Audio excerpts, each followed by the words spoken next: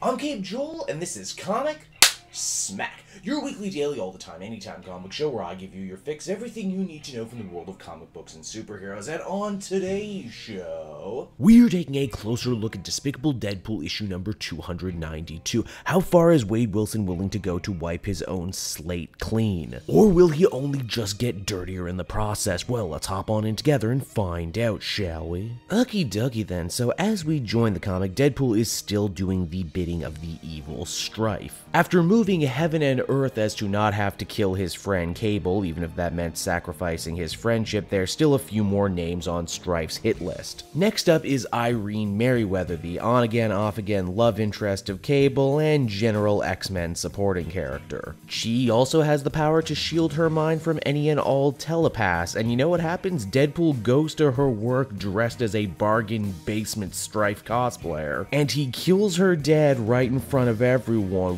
Whoa, what the hell? That just came out of nowhere. He murders this otherwise innocent woman in cold blood. I know the book is called Despicable Deadpool, but we just spent the last arc bending over backwards so Deadpool wouldn't have to kill anybody. Now he just does it without even thinking. Strife realizes the lack of moral dilemma in Wade, and as such says the next person he wants him to assassinate is Evan, aka Kid Apocalypse, aka Deadpool's own adopted son. Obviously, Wade refuses, but then Strife fires back by saying, hey, it's either your adopted son Evan or your biological kid Ellie. One's gonna have to die and you're gonna have to decide. Well, alright, this is all a little out of left field, but this is certainly a hell of a Sophie's choice. What's Deadpool gonna do? Well, he's going to ignore this problem completely for the rest of the issue. Instead, the Merc with the Mouth opts to follow up on some information Bob, agent of Hydra, gave him at the end of the previous issue, and that is that evil Hydra Steve Rogers, the one responsible for the Secret Empire, is still locked up, and that if Deadpool wanted, he could easily take his revenge on him. Well, actually, Bob made it sound like there was some sort of ticking clock and that Hydra loyalists were going to break Stevil, as he is called here, out of prison, but that just kind of never happens. Deadpool does, however, manage to have a showdown with the man who ruined his life. They even have a good in-story reason for why this super soldier just doesn't wring Deadpool's neck. They do this kind of cool thing with a venomous snake, so evil Steve Rogers is forced to listen to what Wade has to say. Deadpool really lets Steve have it, talking about how he ruined his life, forced him to kill Coulson, forced him to burn a bunch of bridges with the superhero community. Of course, Hydra Steve is smug through the whole thing, saying that Deadpool will never get his justice, never get his clarity, because, well, the government doesn't even know how to bring Stevil to justice. Deadpool, though, thinks he has some ideas to help balance the cosmic scale. He's not going to kill Stevil right now. Oh no, that would be way too simple. He wants him to suffer. He wants him to rot away, knowing that someday from now, in the future, when he least expects it, Deadpool will come in and end his life once and for all. But moreover than that, he plans to live every day of the rest of his life making sure that the world becomes the exact opposite of Steve and Hydra's ideas, which honestly does not sound like a despicable thing to do at all, despite the title of the book. In fact, that sounds pretty heroic. Now, Deadpool makes ready to escape the prison. He does so via a hot air balloon, you know, the only way to travel, but the guards at this prison turn out to not be entirely brain dead because they shoot him out of the sky. Furthermore, after his reputation was tarnished in the Secret Empire, the news media pretty much jumps to the conclusion that Deadpool was trying to break out the former Hydra leader. This ultimately ends up reaching the ears of Rogue, X-Men Uncanny Avengers team member, and one of the last people Deadpool actually made friends with during his time on the team. Rogue vows that if Deadpool has truly gone on over to the dark side, that she'll bring him in herself if she has to. And so that was Despicable Deadpool, everybody, and if you couldn't tell, this issue was kind of all over the goddamn map. Oh, it had its fair share of good ideas, but they just couldn't concentrate on one thing for too long, and even then those ideas were kind of in stark contrast to one another. The book is called Despicable Deadpool, yet for some reason the book cannot decide what Wade's actual moral alignment is at the moment. One second he's he's trying not to kill, the next he's a cold-blooded murderer, then he's trying to clean his slate and fix his reputation with the superhero community. It would be one thing if this was intentional, or if the character mentions in his internal monologue that he doesn't know what he's doing anymore, but it all just comes off as wildly inconsistent. Then there's all the leftover Secret Empire stuff. I applaud Jerry Duggan for not being afraid to address a storyline that everyone else, including the Captain America book, seems to be going out of their way to ignore. Especially when its events are so important in explaining where Deadpool is right now in continuity, but at the same time, I feel like there's a wall there. Like he wasn't actually allowed to do anything too drastic because possibly they have plans down the line for Evil Steve. Overall, I had high hopes for the beginning of this new arc, and I have to say it's not getting off on the best foot. I hope it manages to course correct